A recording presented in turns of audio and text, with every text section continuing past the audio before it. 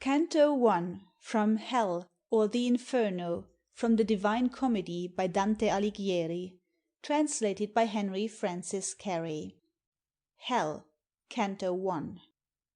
In the midway of this our mortal life, I found me in a gloomy wood astray, Gone from the path direct, and even to tell It were no easy task, how savage wild That forest, how robust and rough its growth, Which to remember only my dismay Renews in bitterness not far from death. Yet to discourse of what there good befell, All else will I relate discovered there. How first I entered it, I scarce can say, Such sleepy dullness in that instant weighed My senses down, when the true path I left. But when a mountain's foot I reached, where closed the valley That had pierced my heart with dread, I looked aloft, and saw his shoulders broad Already vested with that planet's beam Who leads all wanderers safe through every way. Then was a little respite to the fear That in my heart's recesses deep had lain All of that night so pitifully past, And as a man, with difficult short breath, Forspent with toiling, 'scaped from sea to shore, Turns to the perilous wide waste and stands at gaze, Even so my spirit, that yet failed struggling with terror, Turned to view the straits, that none hath passed and lived. My weary frame, after short pause recomforted, Again I journeyed on over that lonely steep, The hinder foot still firmer.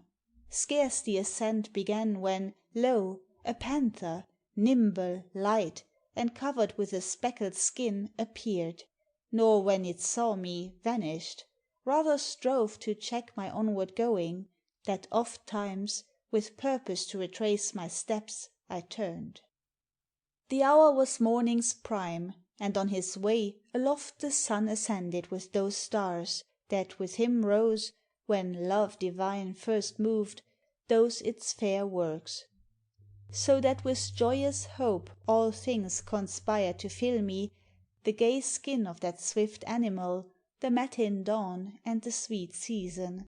Soon that joy was chased, and by new dread succeeded, When in view a lion came 'gainst me, as it appeared, With his head held aloft and hunger mad, That even the air was fear struck. A she wolf was at his heels, Who in her leanness seemed full of all wants, And many a land hath made disconsolate ere now. She with such fear o'erwhelmed me, at the sight of her appalled, That of the height all hope I lost. As one, who with his gain elated sees the time When all unawares is gone, he inwardly Mourns with heart griping anguish, such was I, Haunted by that fell beast, never at peace, Who coming over 'gainst me, by degrees Impelled me where the sun in silence rests.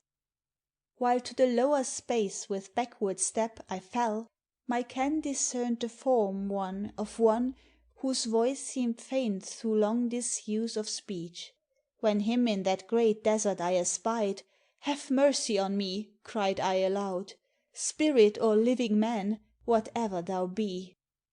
He answered, "Now not man; man once I was, and born of Lombard parents, Mantuana both by country, when the power of Julius yet was scarcely firm. At Rome my life was passed beneath the mild Augustus, in the time of fabled deities and falls. A bard was I, and made Anchises' upright son The subject of my song, who came from Troy, when the flames preyed on Ilium's haughty towers. But thou, say wherefore to such perils past returnest thou? Wherefore not this pleasant mount ascendest, cause and source of all delight? And art thou then that Virgil, that well spring from which such copious floods of eloquence have issued?" I with front abashed replied, "Glory and light of all the tuneful train, May it avail me that I long with zeal have sought thy volume, and with love immense have conned it over. My master thou and guide, thou he from whom alone I have derived that style which for its beauty into fame exalts me. See the beast from whom I fled, O save me from her, thou illustrious sage! For every vein and pulse throughout my frame she hath made tremble. He, soon as he saw that I was weeping, answered, Thou must needs another way pursue, if thou wouldst 'scape from out that savage wilderness. This beast, at whom thou criest, her way will suffer none to pass, and no less hindrance makes than death. So bad and so accursed in her kind, that never sated is her ravenous will, still after food more craving than before. To many an animal in wedlock vile she fastens, and shall yet to many more, until that greyhound come, who shall destroy her with sharp pain. He will not life support by earth nor its base metals, but by love, wisdom, and virtue, and his land shall be the land 'twixt either feltro. In his might shall safety to Italia's plains arise, for whose fair realm Camilla, virgin pure, Nisus, Euryalus, and Turnus fell. He with incessant chase through every town shall worry, until he to hell at length restore her, thence by envy first let loose. I for thy profit pondering now devise, that thou mayst follow me, and I thy guide will lead thee hence through an eternal space, where thou shalt hear despairing shrieks, and see spirits of old tormented, who invoke a second death, and those next view who dwell content in fire, for that they hope to come, whenever the time may be, among the blest, into whose regions, if thou then desire to ascend, a spirit worthier than I must lead thee, in whose charge, when I depart, thou shalt be left. For that Almighty King who reigns above, a rebel to his law, adjudges me, and therefore hath decreed that to his city none through me should come. He in all parts hath sway. There rules, there holds his citadel and throne. O happy those whom there he chooses! I to him in few.